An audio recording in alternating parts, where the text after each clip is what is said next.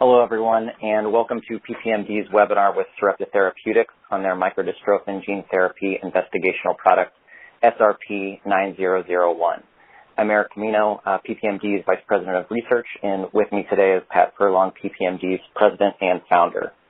On today's call, Sarepta will be discussing updates from two of their studies with SRP-9001. And before we begin, just want to have a little bit of housekeeping. This is being recorded and will be shared on PPMD's website, so you can always come back and view this again later if needed, or share it with any of your friends and family who aren't able to see this. And as we go through the presentation, if you have questions for the presenters, please feel free to submit them to the box below. We'll try to get to as many of those as we can when we go to the Q&A. And with that, I think we can get started. I'm going to hand it over to Doug Ingram, Sarepta's President and CEO, for today's presentation. Thank you very much, Eric, and thank you all for joining us today. I really appreciate that. I also want to thank PPMD and Pat for giving us this opportunity. It is extraordinarily important that we have these type of discussions with the community along the way. Oftentimes there are constraints in our ability to do that, but hopefully along the way we can provide updates and bring people along with us on this journey. Next slide. Next slide. This is I will not read from this. This is what we call the forward-looking statement slide. It simply is a reminder that we are going to talk today not only about these studies and some of the early results that we've had, but we will be making some predictions about the future, at least our goals in the future. And there are always risks and uncertainties that come with trying to make those kinds of predictions. For those who are curious about all of the many risks that come with trying to make predictions about the future, we have public filings with the SEC that describe them. So it is my obligation to tell people to look to those if you're interested in those risks. Next slide. I have with me today, and in fact, I'm going to be hopefully relatively short in this discussion, and then I'm going to turn this over to our our Chief Scientific Officer and Head of Gene Therapy, Dr. Luis Rodino-Klapac. I also have with me today Dr. Teji Singh, who is in charge of this development program as well. And they will be available to answer many of the questions that you may have to the extent that we are able to answer them. Understand I'm going to say this in advance, there are going to be some questions that either we are not in a position yet where we can answer or we just aren't permitted yet to answer. But I'm going to let you know when that is the case because I think it's important for all of us to be transparent.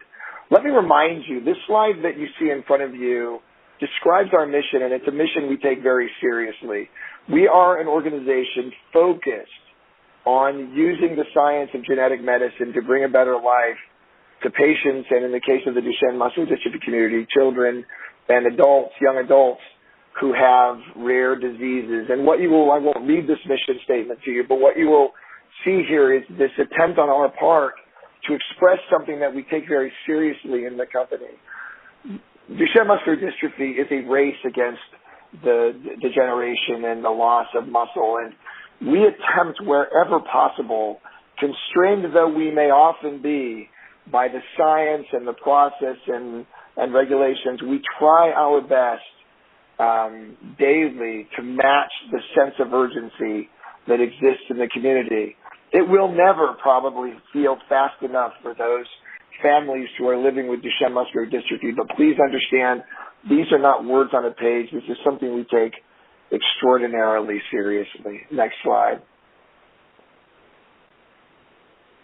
I said that we are very focused on research and development and bringing therapies for a rare disease with genetic medicine, and the core of our mission is Duchenne muscular dystrophy. It is something that we've been enormously focused on for a very long time. We have 20 programs in development. We have our RNA programs. As I think many people know, we have 3 therapies that are PMOs that are already approved in the United States and next generation versions of that. We have multiple gene therapies, and we have a gene editing approach as well, although we consider that more a research program right now, but we're very excited about the potential of that down the road. But we're going to talk today about one very specific program, which of course is SRP-9001. So with that, let's go to the next slide. So just to frame it before Dr. Luis Rodino-Klapac comes out, to remind you, and I'm quite confident everyone on this call already knows this, SRP-9001 is a gene therapy, the goal of which is to insert a gene that will code for a form of dystrophin that we call micro-dystrophin because it's a highly truncated version of dystrophin, with the goal that that would be functional like dystrophin and would protect the muscles of children and young adults who have Duchenne muscular dystrophy. We have done an enormous amount of work here with multiple studies. In fact, we have now dosed well over 60 children who have Duchenne muscular dystrophy. And as relates to that, I should linger on this for a second to say thank you to the brave families who have been willing to participate in these clinical trials. It often feels like an opportunity and an honor for families to be able to participate in cutting-edge trials, but it is also a burden and many times a risk. And so I think these families are doing things not only for their own children, but also for the broader community, and I really do want to thank them. We had study trial 101. That was a 4-patient trial. We are out to over 2 years with that trial post the infusion of SRP-9001, and we have announced the results at 2 years for those children. We have study 102. That's a 41-patient study, a placebo-controlled study, and we had part 1 of that study at the beginning of this year, and that provided an enormous amount of insight as we track forward. We're going to touch on that. We're going to spend a lot of time on this 3rd study. Dr. Luis Rodino-Klapac is going to talk about that a lot, and that's something we call either Endeavor or Trial 103, and that is an open-label trial, but it uses a different material, and that's why this is such an important discussion for us. Those first 2 trials are extraordinarily important. The clinical supply for those trials came from Nationwide Children's Hospital, which is the manufacturer of that material. We have created a process, an analytical process for a material that is the commercially representative material, meaning that for all of the trials that go forward with the therapy, and if we are successful and this therapy is made available to the community in the United States and around the world, and I do note that we are ambitious in our approach. We want to bring this therapy, if it works, everywhere that we can around the world. This is the material, this is the therapy that we'll bring forward. So, because this is the manufacturing process and the release process and the like. So it's very important for us to take a look at the trial 103 results, and we'll show you both the expression results and the safety results and other biomarker results relating to trial 103. Next slide. So now, I'm not going to spend a lot of time here because the reality is that Dr. Luis Rodino-Klapac is going to spend a lot of time here and do a much better job than I could do. But the short answer is that we've had very interesting results from Endeavor that we're very excited about, that give us a renewed sense of urgency and confidence as we track forward. And where we are tracking forward immediately from here is on the next slide, I believe. So next slide, and that is to talk to the FDA. So with the results that we have to date, we have both the results from 103, we have the results from what we call Part 1 of Study 102 that we announced in January. We have the results from 101, those 4 children. We have an enormous amount of information and what we call CMC and other material information regarding the manufacturing process itself. We'll meet with the FDA in the middle of this year, and the goal there is to commence the next study, which we'll talk a bit about, which is what we call Study 301. And our goal there is that that would be the study that would get the therapy approved based on if it's successful, and hopefully that would allow us to bring this therapy to patients waiting for this therapy around the world. Next slide. And so with that, let me turn the call over to Dr. Luis Rodino-Klapac, who will provide some more depth on all of these issues. Luis? Thanks, Doug, and thank you very much to PPMD for giving us the opportunity to present today. It's nice to be here with the community, and today I'll be walking through the preliminary results from Part 1 of Study 102 as well as Study 103. So if I could have the next slide. We've been very consistent in the way that we've been presenting our results, and that's really to help walk through the process of what is important to evaluate when you're evaluating gene therapies for Duchenne. And so we're going to walk through this slide from left to right, and then as I go through the results for each trial, we'll be walking through them in this manner. So first and foremost is safety. We always want to make sure that we're properly assessing safety and understanding what the risk and tolerability profile of the gene therapy is, and we'll be walking through the results for each trial as well. Now, we do biopsies in these trials, and we'll be presenting those results, and there's 3 different measures that we look at in terms of measuring the amount of microdystrophin inside the cell. And so walking from left to right, the first question that we ask is the transgene inside the muscle cells, and how much is there? And we measure this by looking at vector genome copies per nucleus. So simply what this means is how many of the individual viral vectors do we get inside the cell. And we can measure that in terms of quantity per cell or per nucleus of the cell. The next is the protein being made. So are we making microdystrophin protein, and how much is there? And the way that we measure this is by Western blot. And what this does is tells us the total amount of microdystrophin protein that is inside the cell. And then along with that, we also measure the amount of microdystrophin at the cell membrane.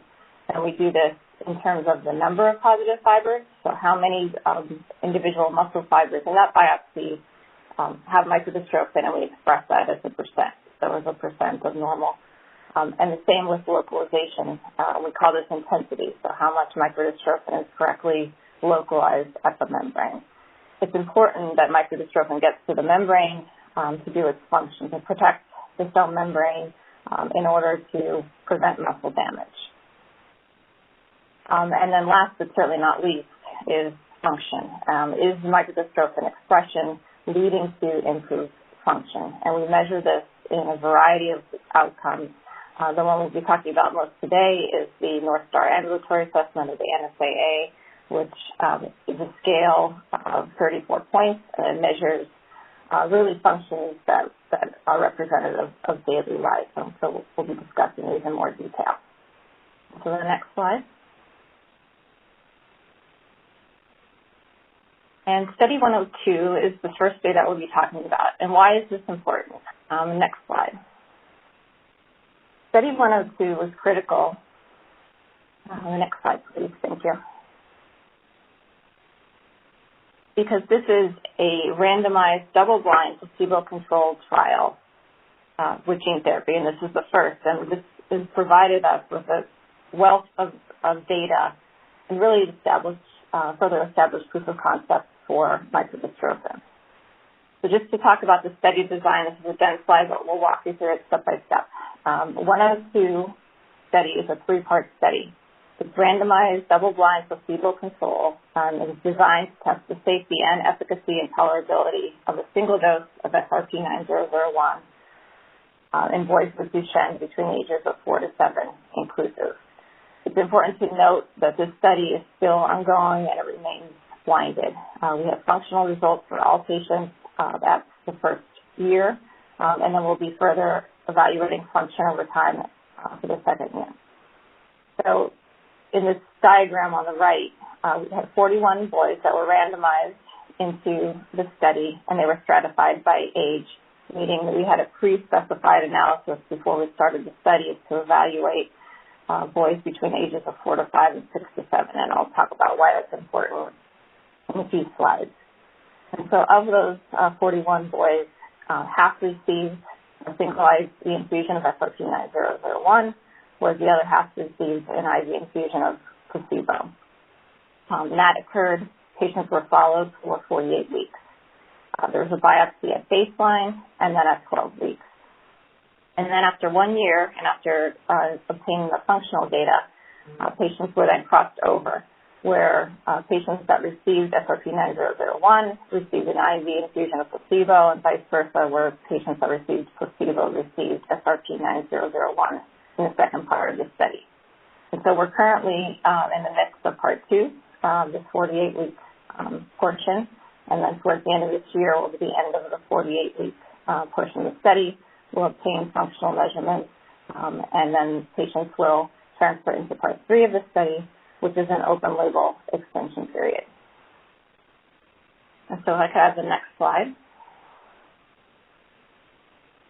So this is a very dense summary of the results that we've obtained from part 1 of the study. Now, if you'll recall, this is where half of the patients were treated with placebo and half were treated with SRP-9001. So first, let's talk about the biopsy data.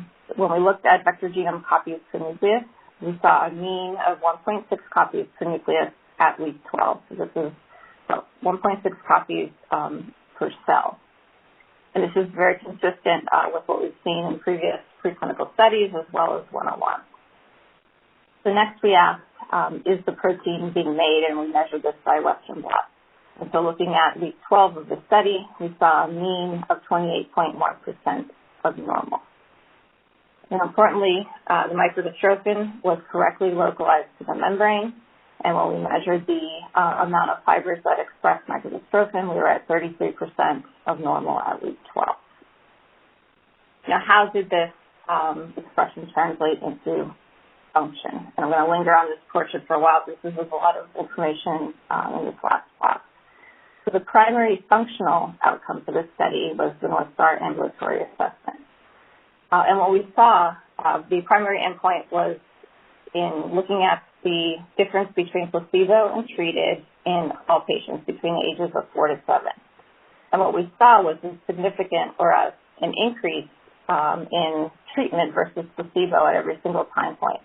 However, when we looked at the statistics, we found that there was not significance between these two groups. Now, when we looked at the pre-specified age group analysis that I indicated earlier, we did find in the 4 to 5-year-old group, we did reach this statistical significance between the SRP-9001 group versus the placebo. Now, in the 6 to 7-year-old group, what we found was that by random chance, there was a significant imbalance in an NSAA year-old subgroup. And so if I go to the next slide, I'll explain why this is important.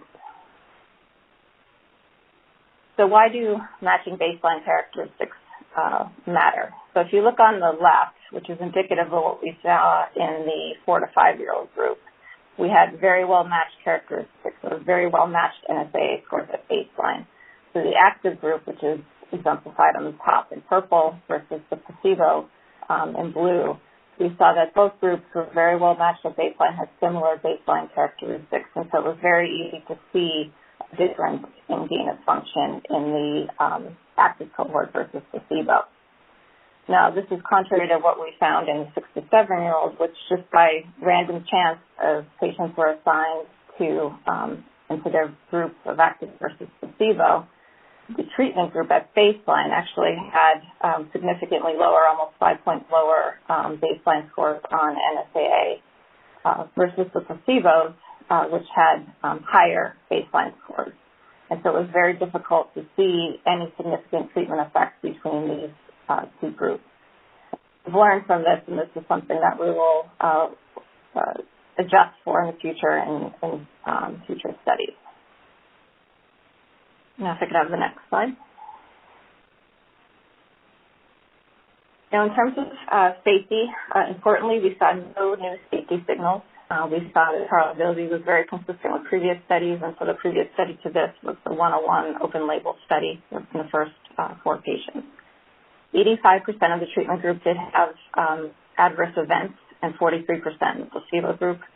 The most common treatment-related adverse event was vomiting, where we saw about 60% in the treatment group versus 19% in placebo. Among the patients with AEs, 82% were very mild or moderate in severity. There were a total of 4 patients 5 treatment-related serious adverse events. And 4 of these SAEs were in the treated group, and 1 was in the placebo. Now, 3 of these events were rhabdomyolysis, which is a known publication from Duchenne. 2 were in the 9001 group, and 1 was in the placebo group. And we also had 2 patients with transaminase elevations or liver enzyme elevations in the 9001 group. There were no adverse related discontinuations and no the study. Importantly, there was no clinical complement activation of the next slide.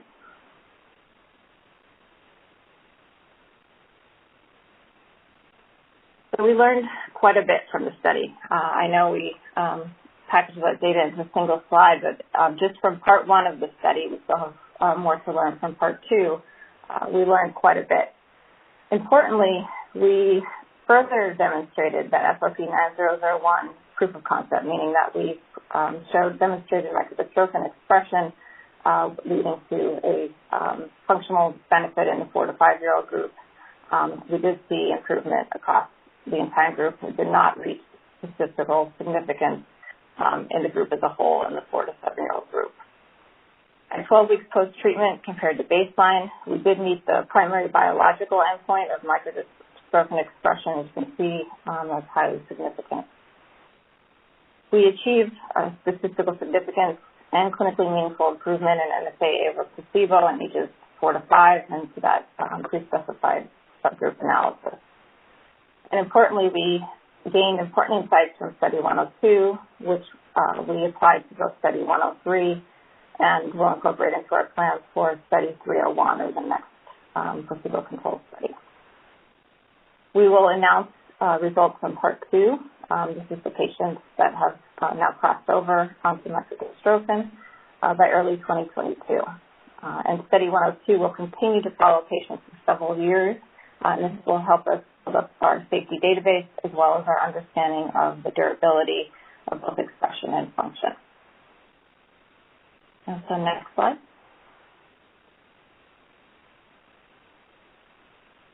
So Study 103.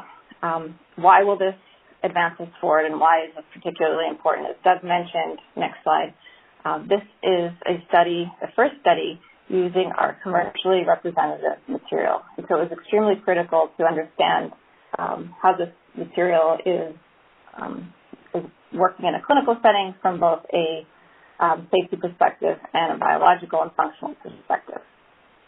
This study was conducted in partnership with Roche, and as we mentioned, our partnership with Roche is really going to allow us to get to more Duchenne patients around the world if we demonstrate that our microdystrophin is, in fact, functional and beneficial to all patients.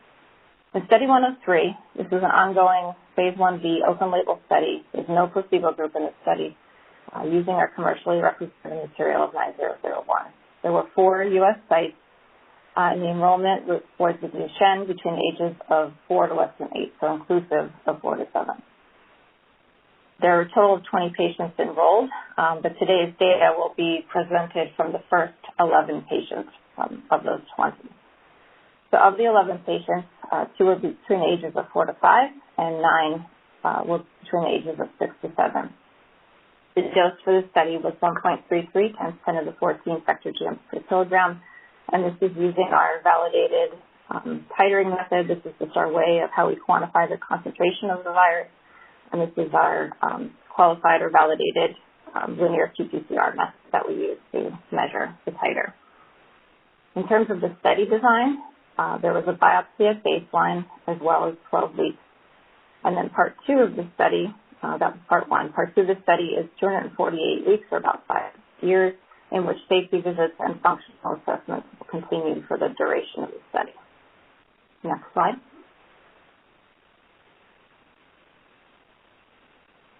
So we'll walk through the data just as we have before. So first, looking at the amount of vector genomes in the first 11 patients.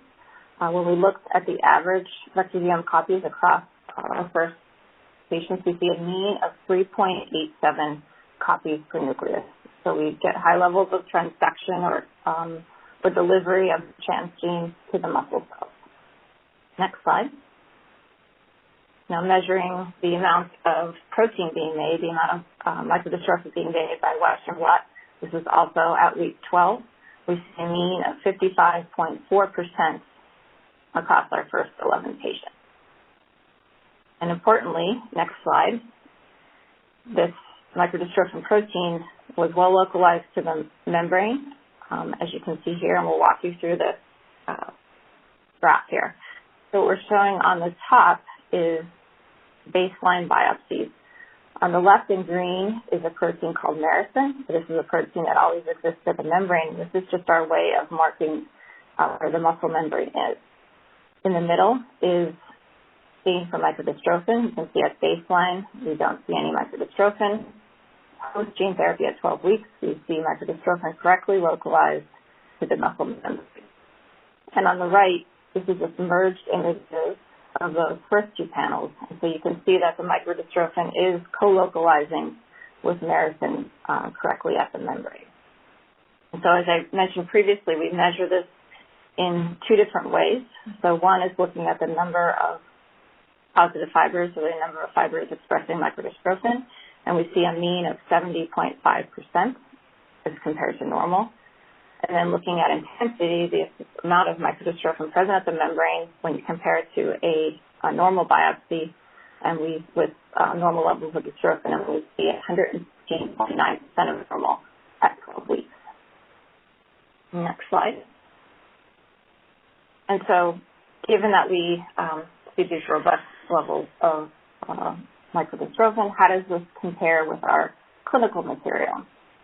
And so the data that we're showing here is a comparison of the 103 data I just showed you, and that's in the bottom blue panel, versus data from the first 11 patients, part 2 of the 102 study. And the reason that we're using this comparison is because all of these patients received material that was measured using the same titering process, using the same validated qPCR method. And so when we compare results across the two studies, you see consistency of results using this consistent validated titering method. So I'll just walk you through the top panel. So this is again from the first 11 patients of part 2. You can see the mean amount of vector genome copy number is 2.62. By Western blot, we see 51.7% of normal versus 65.4% in the 103 study. In terms of positive fibers, also see consistency of 79% in the 102 study versus 70.5% in 103. And then intensity is also consistent, whereas part 2, the first 11 patients, 100.6% versus 116.9% in the 103 study. So this is important for a number of reasons, showing consistency of the titering process, but most importantly is that we're seeing consistent results with our commercially representative process material that we will use going forward. The next slide. And so importantly, we wanted to assess safety with this new commercially representative material. And we were pleased to see that safety was consistent with our previous experience. We did have 29 AEs in 11 patients. Again, consistent, we saw that the most common adverse event was vomiting. The typical onset of this was within the first week, mild and treated with standard antiemetics. We saw increases in liver enzymes that were transient and did respond to steroids with no signs of impaired liver function. We had SAEs in 2 patients, and they have fully resolved. One was a patient with increased transaminases or liver enzyme elevations who were treated with IV steroids, and another was in a patient with nausea and vomiting. There was no clinical complement activation observed in this study as well. Next slide. So what have we learned from study 103? We've learned quite a bit. Importantly, we've confirmed the characteristics of commercially representative material using SRP-9001. We had mean robust expression with proper localization to the sarcolemma membrane or the muscle membrane. We showed that commercially representative process material shows consistent safety profile with clinical manufacturing process material that was used in both studies 101 and 102. with no clinical complement activation observed. And importantly, Study 103 results provide confirmation of our manufacturing process and analytics. That's the way that we assess our commercial manufacturing process, and also that this process is scalable. Next slide. So what are our next steps in our development? Across our 3 studies, we've now treated over 60 patients with SRP-9001, and we have follow-up past 3 years for some of those patients. We continue our commitment to build a strong knowledge base for microdystrophin. Our immediate next steps are to meet with the FDA, and this will occur sometime around the middle of this year, to discuss our next study, Study 301, which is also called EMBARK. And we'll also be meeting with other regulatory agencies around the world. We'll continue to advance Part 2 of Study 102. This is the crossover phase, as well as Study 103 with our commercially representative process material. Additionally, pending regulatory approval and discussions with regulators, will expand 103 to include individuals who are non-ambulatory and also older ambulatory patients. And we will conduct in-depth analysis of all the data available and share updates with the community as they're available and as we are allowed to share. As you can see, we are committed to future clinical development with SRP-9001 in a number of ways. We are extremely thankful and appreciative of all of the participants, families, clinicians, site staff who all are participating in both the previous and ongoing studies with SRP-9001. Next slide.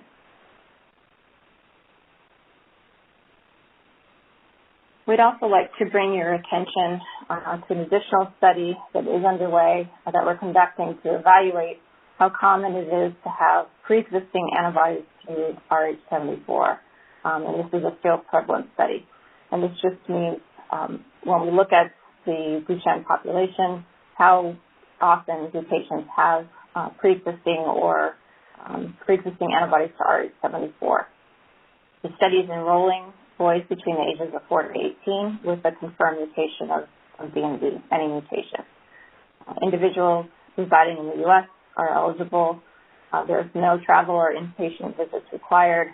Participation just consists of a single blood draw to be completed at home or in a local lab. If you want to find more information, you can please visit exploredmd.com. Next slide.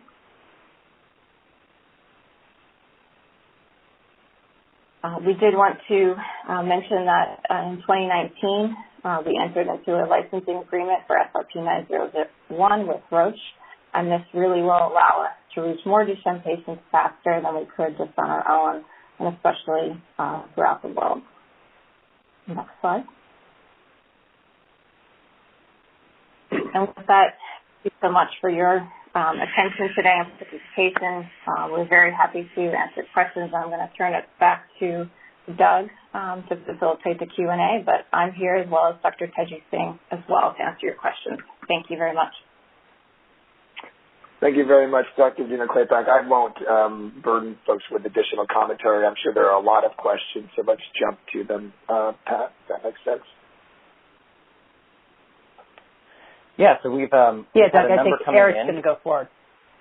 Yeah, I think a good place to start, just a couple of clarifying points. So we had a few questions come in about with the randomization, so back on slides 12 and 14, and how you're thinking about this moving forward, about rather than using age as that parameter, are you thinking about looking at baseline functions such as the North Star at the outset of the trial rather than separating by age, since that was obviously a little bit of a challenge with the 102 study?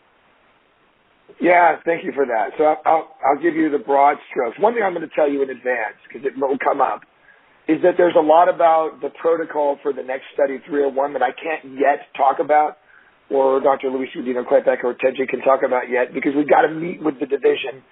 We've got to share our protocol with the division, and we've got to get the division's input on that. So I do want you to know that. But I can give you some broad strokes on study 301. And the broadest is that we have learned from study 102. We had done what I think we thought was very precise at the time. We had already stratified across the placebo arm and the treatment arm based on age, as you point out, and we put the 4 to 5 year olds in one category and the 6 to 7 year olds in another category, and where the baseline characteristics were matched, it worked brilliantly, as Dr. Luis Medina-Claypac noted. In the 4 to 5 year old range, we saw first of all really brilliant baseline characteristic matches. Those kids were almost identical in their baselines between the placebo and treated arm, and lo and behold, as we had hoped, you saw a very statistically significant and clinically meaningful benefit from over the placebo from the treated group. But as you note, in the 6 to 7 year old group, stratifying by age wasn't enough, and we had this really dramatic difference in the treatment arm of the group in those kids versus the placebo arm, where the treated group was much more severe. I mean, as Dr. Luis Medina-Claypac noted, they were, almost 5 points different. Those were really, surprisingly enough, different populations, and you couldn't compare them at all. In fact, I will, in sort of being a little bit defensive, I'll note that should not have occurred. And in fact, I think it would have been 4 times out of 1,000 that this would have randomly occurred. But to answer your very specific question, that will not happen again, even as remote a possibility as it was, because we're going to stratify in the next trial, not only for age, we'll still do for age, because there is a value to that. Their NSAA scores just by themselves isn't enough. A 4-year-old with a certain NSAA score is is on a different trajectory than let's say, a 7-year-old with the same NSAA score.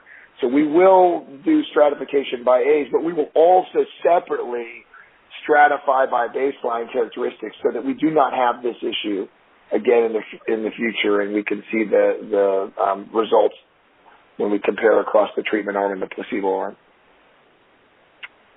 Luis, did I miss anything there? Yeah, perfect. Yeah. Yeah, these are certainly challenges with small clinical trial sizes and such a heterogeneous population. Additionally, on slide 12, it is noted kind of in the fine print that about, I think it's 60% of the boys in the study had a dose that was below the target. Could you elaborate on that? And is it still expected to have, I guess, what is the dose that was given, if you can share that? And do you still anticipate benefit with that lower dose? Well, so we're clear. So this is, I'm going to turn this to Luis or Teji, but just to briefly linger on this, I'm going to say 2 things. One, understand this has to do with having become far more precise as Sarepta took over responsibility for building out commercial process development, analytical development, and then applying some of that analytical development and release development to the clinical supply.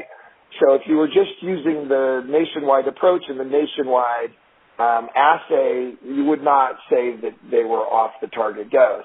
It's only with looking at our more precise approach that you would see that there's more variability in the clinical approach that the nationwide was taking than that we take with our more advanced linear qPCR titering approach. And then the final thing I'll say, and then I really want to turn over to Luis, who can answer this better than me, other than that is that notwithstanding the fact that you saw this variability and that you saw some children that had lower than what we would have wanted as a target dose using our linear approach, I would note that the 4 to 5 year olds, where you had properly matched baselines, you were able to see a very statistically significant and a very clinically meaningful benefit. So notwithstanding that fact, you had very good expression. You still had 28% expression, and you had on mean, and you had a clinically meaningful and statistically meaningful benefit even with that.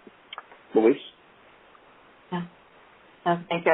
You said it well. I think I would just add a little bit more detail. So in terms of the dose, all patients received the intended dose per the protocol. So in the part 1 of the study, at that time, we're using the method from Nationwide Children's. All patients received target dose. As part of normal, good development, we further developed a validated qPCR method, a linear qPCR method that will carry forward to commercialization. And at that point, we went back and retrospectively retitered those lots and found the variability of the dose. And so based on this new method, and I know that you've seen this with others as well, there was some differences that we found and that we corrected for moving forward. But just mention that all patients did receive the intended dose at treatment. No, thank you. And I think that also to this point on slide 18, where people are probably familiar with seeing 2e to the 14, and now moving forward, that 1.3 e to the 14 has to do with the change in the methodology you're using with the PCR, correct? Yeah. Yeah. And we moved from this. I'm sorry, Doug. No, go ahead. I'm sorry. So that was the move from the supercoiled qPCR method with Nationwide to our linear validated method, and essentially they're equivalent. So 2e to the 14 supercoiled equals 1.33 times 10 to the 14th with the linear qPCR. Great, thank you. And then we've had a lot of questions come in about labeling. And I think this probably can go into a couple different areas as you are looking at, expanding to some ambulatory and older ambulatory patients and non-ambulatory patients, as well as looking towards your pivotal study. Can you, share any details with, that age range that you're looking at within those older patients, as well as we've had some questions about how many, boys and young men you're considering for the expansion into those older age ranges? Yeah, I will turn this over either to LRK or if she wants to Teji, but let me make this point in advance of that. So we're clear. The way we look at the clinical trials are intended to ensure that the clinical trials perform well and that the therapy performs well in the trials.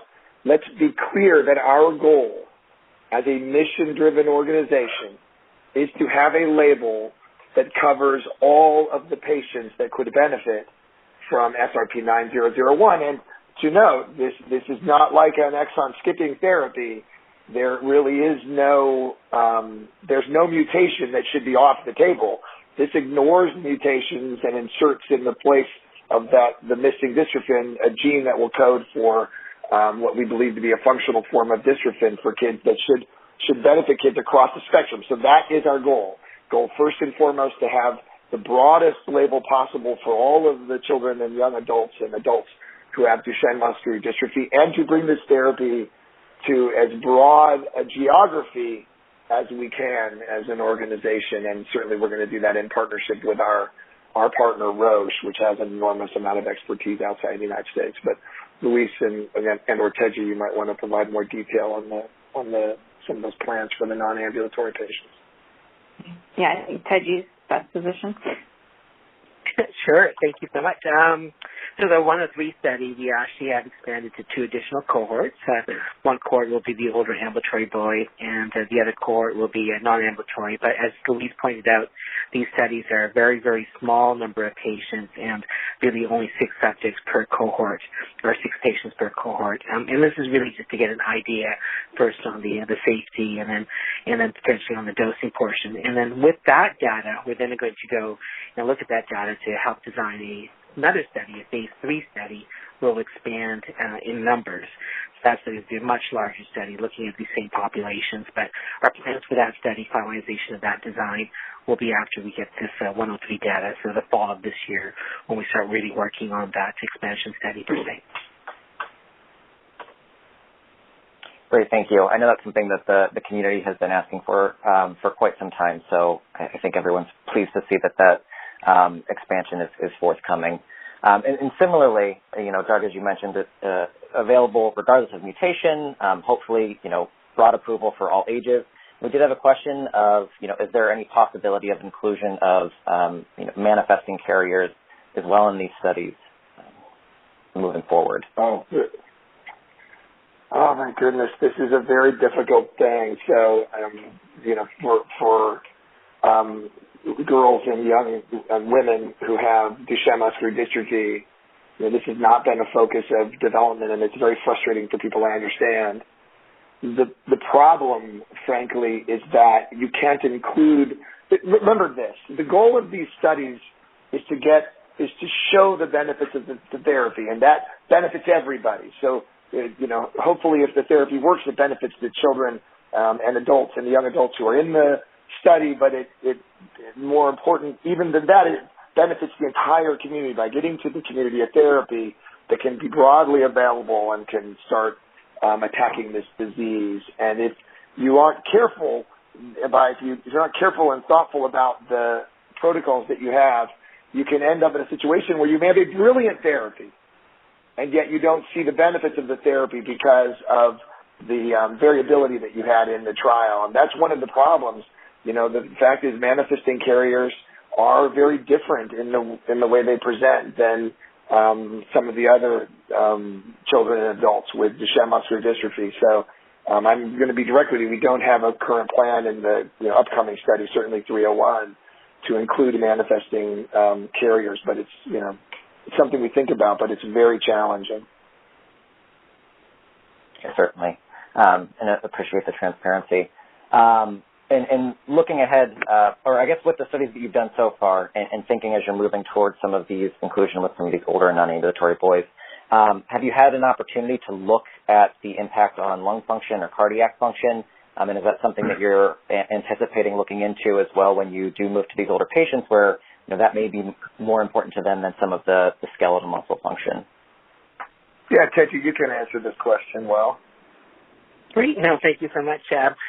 Short answer is yes. Actually, the endpoints that will be for those trials will be primarily pulmonary functions, and then the exploratory will be looking at cardiac function through cardiac imaging and echo. So that is the plan for those older boys. We're also looking at cardiac imaging now in the 103 study with those two cohorts, just to get an idea the feasibility of it and any changes long-term, et cetera. So those will be the endpoints for those trials. Great. Thank you, Teji. We've also had a few comments coming in with questions about neutralizing antibodies, and obviously it's good to see that Sarepta is trying to get a better understanding of some of the prevalence there.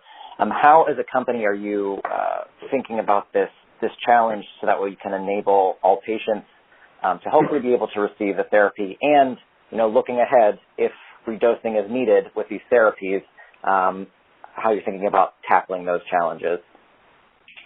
Yeah, there's a lot to unpack here. So just to remind everybody, so I'm sure everyone's up to speed, but in case you're not, just so we understand, one of the things about gene therapy is that in the event that one has some environmental interaction with something that creates an antibody that could look like an antibody to our current capsid, which is RH74, then you are currently unable to get the therapy because you'd have an antibody that would essentially attack the capsid before it had the ability to release a gene at the muscle. So it would create risk without a concurrent benefit.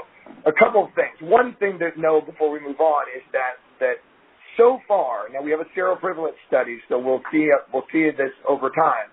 But so far, we've seen that the screen-out rate for neutralizing antibodies is relatively low. We're sort of in the mid-teen range. Now, that's still too much. Let's be very clear.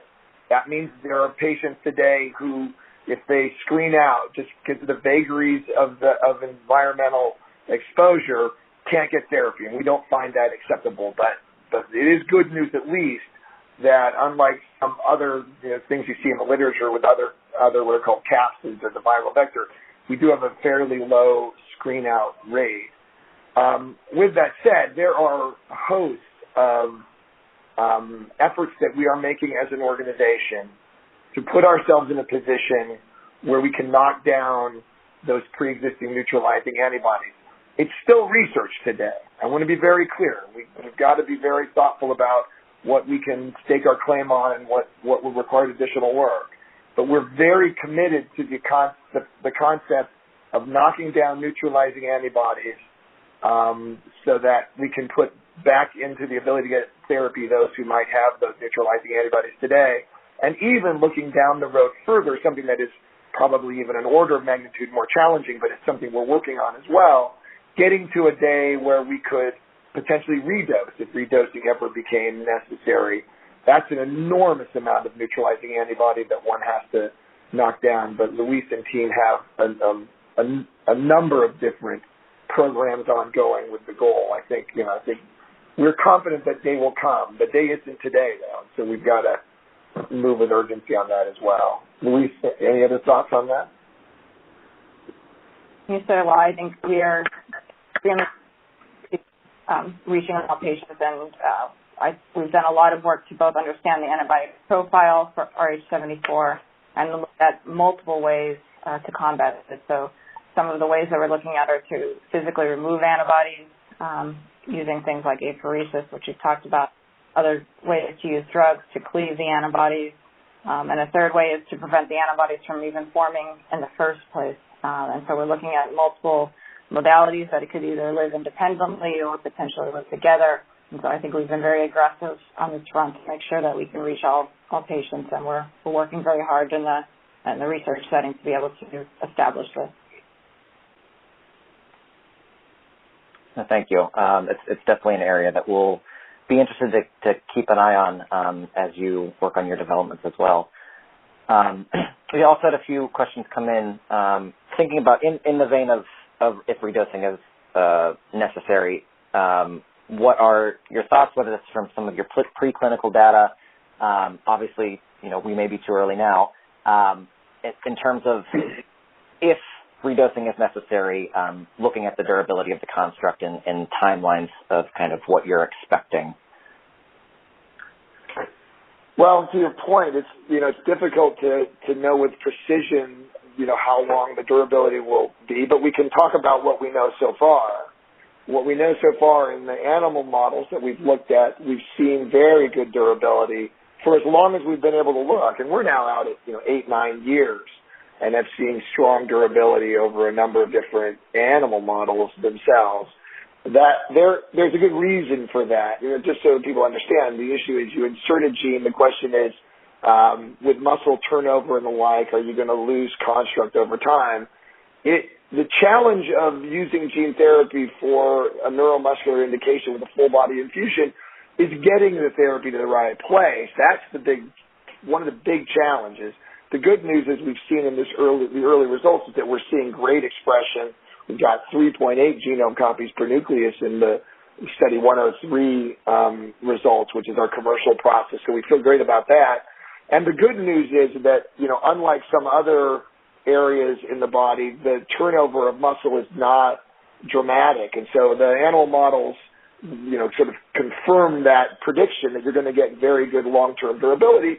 On top of that, I would say that we have the study 101 kids. We've got to be, very thoughtful about the fact that, study 101 has 4 patients. So I do want to be careful not to overinterpret 4 patients worth of data, but we're now approaching 3 years on that therapy, and we're seeing very good durability. So I don't know if you have anything else to note on that, Luis. I think you captured it well, and I would just add as well, we have additional studies using RH74 in limb-girdle muscular dystrophy, and also presented to you results with both function and expression showing durability. So to this point, the collective clinical and preclinical data is very strong for durability. We'll continue to monitor that as well. So our goals are twofold. We believe with RH74 and the kind of tropism we're getting with this therapy that we should see very good long-term durability with this therapy. And we are also doing an enormous amount of work to be in a position where redosing would be possible in the event that sometime down the line, redosing would be a benefit to patients with Duchenne muscular dystrophy. And on that topic of those first little boys, we did have a few questions coming in. Is that something where we will can expect to see updates from those 4 patients? And then also just to clarify, with the crossover in 102, the expectation is to see those results, I believe, in summer of, or maybe it was listed as Q2 of 2022. Is that correct? Yeah, so on the first 4 boys, we've already had the 2-year results that were presented at a medical meeting. Kids looked great. We'll look down the road on whether there's other opportunities to present updates on them. We're not in a position right now to have additional updates. On the 102 results, the part 2, that's going to be very interesting data. To remind everyone, although we've seen part 1 results from study 102, 102 remains a blinded study. So it will be unblinded when we get all of the patients to the end of what's called part 2. And when we do that, we'll have 41 patients of data. We'll have, with about half the kids, we'll have 2 years of on-therapy results to see the benefits of this therapy. And for the other half of the kids, we'll have 2 years, the first year of which they'll have been on essentially a placebo, so tracked without being on therapy, and then we get to see what happens with the intervention of therapy. So there'll be a rich amount of information that will help inform our thinking on this, and hopefully, if successful, move in the direction of an approval for this therapy. We will have that, I think, earlier than you're imagining. We should, if all things go well, have that by the first quarter of next year, hopefully, pretty early in 2022. And of course, as soon as we have the information and it's QC'd, we'll present it to the community. Great, thank you. And as we're kind of coming up on the hour, I'm going to pass this back over to Pat to see if she has any closing comments or questions before we end the webinar today. Yeah, thank you, Doug, Louise, and Teji. This is always good to hear from you, and we so appreciate it. I think there's a lot of questions about how are you going to, maybe this is a two-part question, how and how long are you going to monitor individuals who participate in these studies, for how many years, and how will you assess durability? Are you going to be doing MRIs? How are you thinking about durability so that you, as you work on the possibility or the potential to need for redosing, how will you think about that and what will you do? Good. Louise, do you want to take this? Yeah, I'll just make a couple of comments. As you to join in. Typically, right now, what the guidance is for gene therapy, patients will be monitored a total of 5 years, and in some cases we may look longer, and that's really because it's a newer modality to continue to follow for safety and efficacy over time. We'll be monitoring first and foremost by function. In some protocols, we may be looking at additional biopsies, but Teji, I don't know if you want to give some more. We obviously don't have a final protocol, and when we do, we'll come back and discuss that in more detail. But Teji, do you want to add? Yep, no, great question. So basically function is our primary monitoring tool, and it will be 5 years within clinical trial settings. We hope to follow them longer, potentially in a registry type format, but that still needs to be designed. For some of the studies, we'll have MRI imaging at a yearly or yearly or every 2-year interval. In that study, again, we need to get approval for it, but that's our plan. And then in terms of biopsies, right now we have a 1 year or slightly after 1 year biopsy in part 2 of 102, but we hope in our long-term extension to get permission to do a biopsy potentially at a year interval in a tranche of patients. So it's not everybody, so boys maybe get one potential further biopsy depending on how they're doing functionally, but the key following mechanism will be how they're doing on their performance per se. Good, thank you, Teji. And there's obviously we're anxious to see that open label extension expand to non-ambulatory patients, and then very anxious to see the phase 3 301 study. There's a little bit of confusion about the 301 study, and I'm assuming your protocol you haven't finalized it, and obviously you've got to go to the FDA to make sure that they agree. But do you see this phase 3 being sort of 2 separate studies, one in the younger group that's ambulatory, and then another part of that being a non-ambulatory study? There would be 2 studies, correct. When we talk about 301, we're talking about the younger ambulatory studies, and then, as Teji noted, we'll get information from the open label part of 103 for the non-ambulatory and older ambulatory kids, and then that will inform a separate study for those kids as well. Yeah, so that might be a 302 or the next phase 3 or a phase 3 for the other population you're studying. Is that right? Exactly. That's exactly right. Okay, and as you know, there's a lot of questions about what ex-US, where, when, how, and I think that is unknown at this moment, but your plan is certainly with your partner Roche to make sure that you have sites ex-US and US so that we can, so that people can participate in the study around the world. Is that right?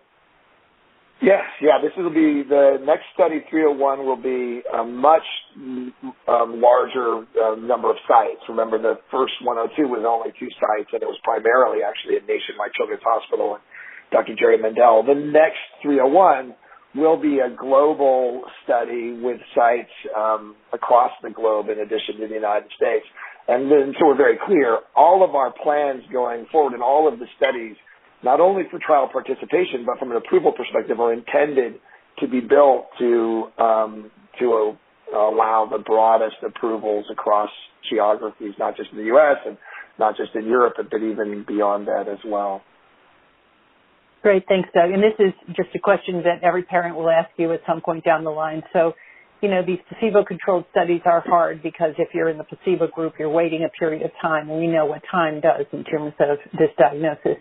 So is there any flexibility that you see going forward to EMA or FDA that might consider less time in a placebo, you know, for the placebo part of the study to occur, or no placebo at all?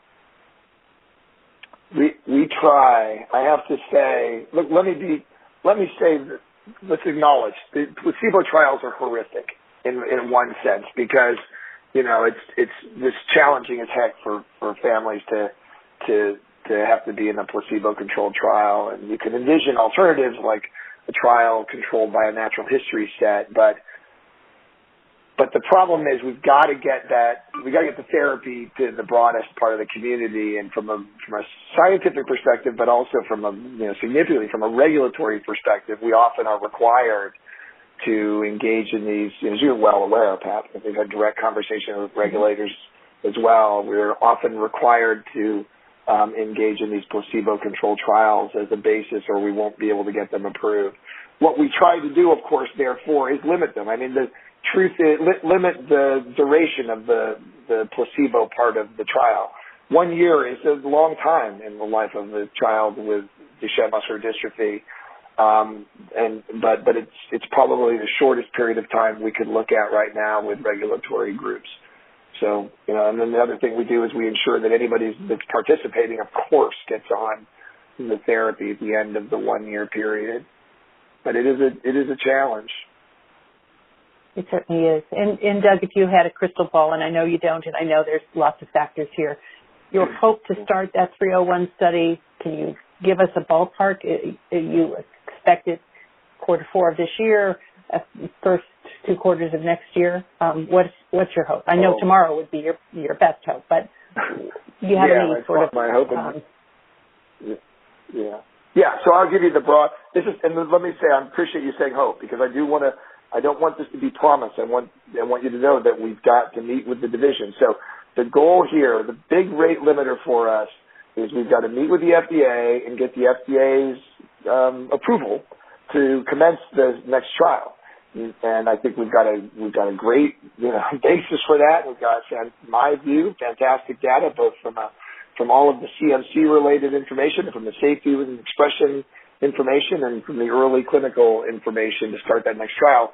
So our goal, we will, without giving exact dates, we will have a meeting with the agency around the middle of this year, and if all goes well, I would hope that we would start this trial very soon thereafter, certainly within, I would hope, 60 days or less of that meeting. So, our very strong goal is to get that trial started as soon this year as is possible, and I think we can recruit very rapidly so we can start really moving fast once we have that meeting with the FDA.